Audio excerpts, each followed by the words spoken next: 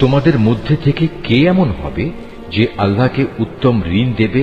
যে কেউই আল্লাহকে ঋণ দেবে সে যেন জেনে রাখে আল্লাহ তাআলা ঋণের সে অঙ্ক তার জন্য বহু গুণ বাড়িয়ে দেবেন। আল্লাহ তাআলা কাউকে ধনী আবার কাউকে গরিব করে দেন, আর সবশেষে তোমাদের ধনী গরিব সবাইকে তো একদিন তার কাছেই ফিরে যেতে হবে।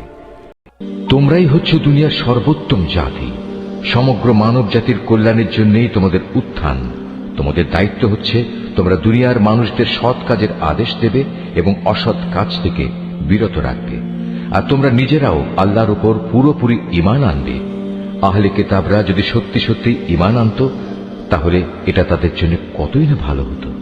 তাদের মধ্যে কিছু কিছু ঈমানদার ব্যক্তিও রয়েছে, তবে তাদের অধিকাংশই হচ্ছে সত্যত্যাগী লোক। সামান্য কিছু দুঃখ কষ্ট দেয়া ছাড়া তারা তোমাদের কখনো কোনো ক্ষতি করতে পারবে না। তারা যদি কোনো সময় তোমাদের সাথে সম্মুখ সমরে লিপ্ত হয় তাহলে তারা পৃষ্ঠ প্রদর্শন করবে, অতঃপর তাদের কোনো রকম সাহায্য করা হবে না। আমাদের এই সহজ সরল বাংলা অনুবাদ কোরআন মজিদটি সংগ্রহ করতে শরীফুল আর্ট অফ নেচার পেজে মেসেজ করুন অথবা স্ক্রিনে দেওয়া নম্বরে হোয়াটসঅ্যাপে যোগাযোগ করুন।